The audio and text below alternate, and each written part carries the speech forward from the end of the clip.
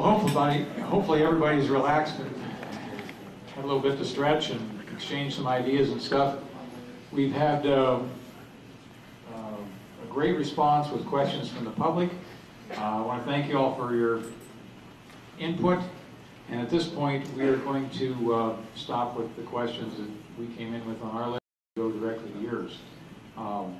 This is kind of a learning process for us. Primarily, the past two debates that we engaged in were for the public, or not for the public, excuse me, for the employees to kind of meet the candidate or the candidates. And it's been a learning process, so bear with us. But we share your concerns, and I think communication here is the key for all of us.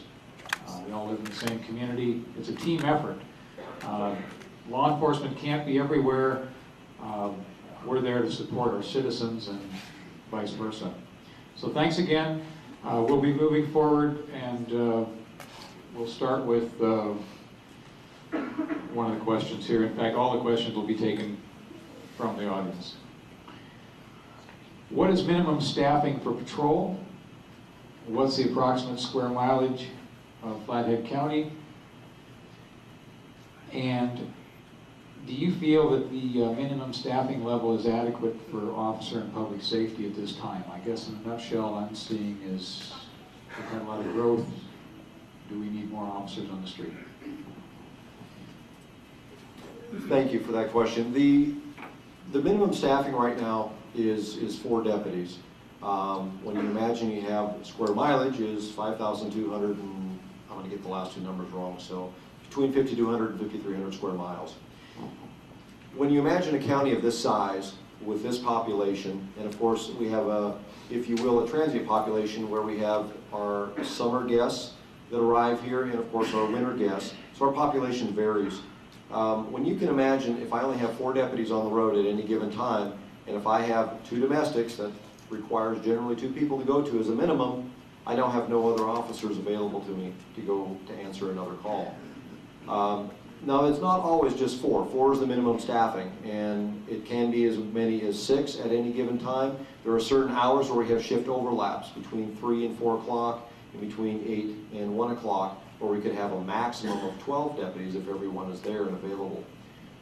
So, you know, obviously we would like to have more deputies out on the road for your safety, for our safety. You know, when we're going out to some of these calls, sometimes it's just a surprise as to what we're walking into and getting ourselves into, and all of a sudden finding out we need to kind of take a step back and we need to get some backup coming. You know, I know there's been other officers here. I recognized a FWP officer here, and I know he's backed me, and I backed him on calls as well. So there's times when we have to use interagencies to get that extra law enforcement that we simply just don't have out on the street. Montana Highway Patrol, Kalispell Police Department, Columbia Falls Police Department, Whitefish Police Department, U.S. Park Service, Border Patrol, ICE. I know I'm missing one or two, I just can't remember them. Anyway, I apologize if I didn't mention you. But we have to often ask those other agencies, and they do the same as for us. We have a really good relationship with them, and we need to obviously improve and keep that relationship going to keep those staffing levels. When we're not able to ask for more deputies, we need to obviously ask the other agencies to kind of fill and take up that gap for us.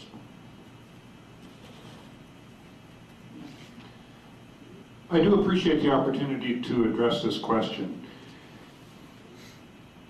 Currently, there are 4 deputies. To answer the question directly, and let me expand on that a little bit.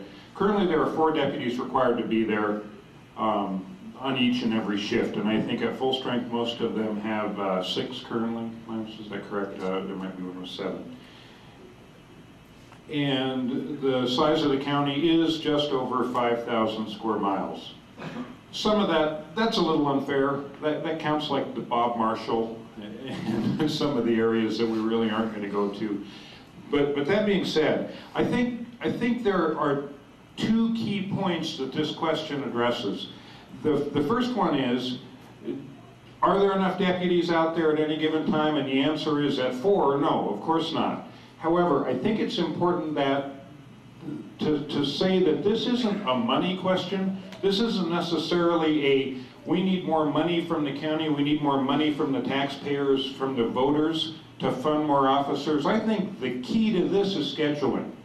And it's not so much that you need 4 people 24 hours a day, 7 days a week. I think you need to very closely look at your call volume. You need to look at your peak hours, and you need to tailor your schedule to adequately staff for your trends. So that being said, there I think are currently some scheduling issues with the schedule that exists, and there are ways around that to provide the coverage that you need to make both you, the citizens, safe, make the officers safe, make the deputies safe, and still remain within your budgetary constraints, because you aren't going to get more money. It's the way it is. The sheriff's office budget is set by mill levy, and that's what it is. It is what it is.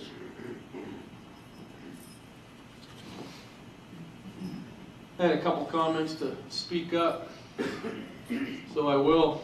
And also, I picked this question because there are not a lot of R's in it. As you can tell, I'm from the East Coast, those R's kill me. What experience do you have to manage a $7 million budget in the administration?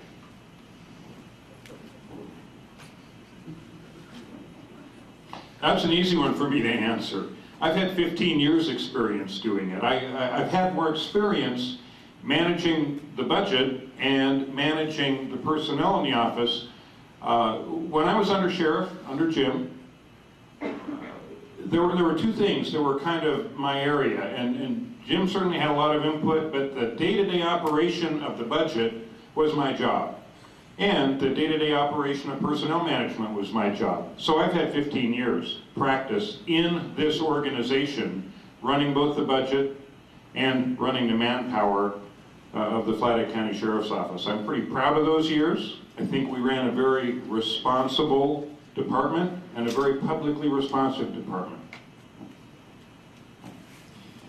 Well, obviously, I don't have the administrative experience as my opponents. That's obvious. But I will say this. First off, I am very successful in my own personal life.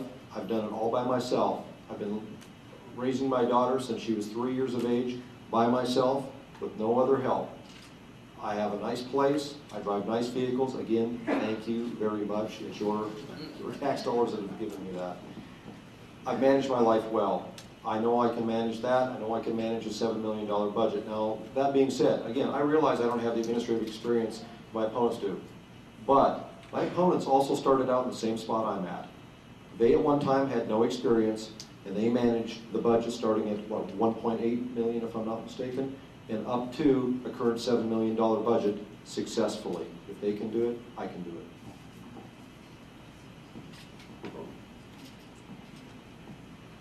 It's a little bit challenging here to kind of ask other people's questions for them, so bear with me here. We'll give it a good shot.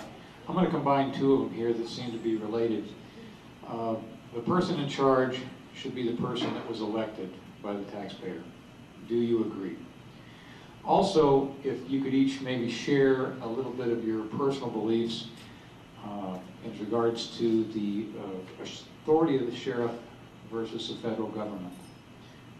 That's an issue at some times, in some places, with the current issues down in Arizona and their attempt to take control of their own destiny and not wait for the feds to do something whenever they get around to it. Also was mentioned subjects as concealed carry, personal property rights, and House Bill 228 from the last session. So I know that's a lot, but I think it was more of this thought-provoking, and maybe you could just share a little bit of your personal feelings and how you relate that to your job, prospective job. As far as the sheriff's position, the sheriff is the highest elected executive in the county. Next up is the governor, next up is the president. So you have a tremendous amount of power and authority within your county. To answer your question, yeah, you are responsible. You are the leader. You're the leader not only of your office, but of this community. Now, in regards to, and I might be jumping ahead a little bit here,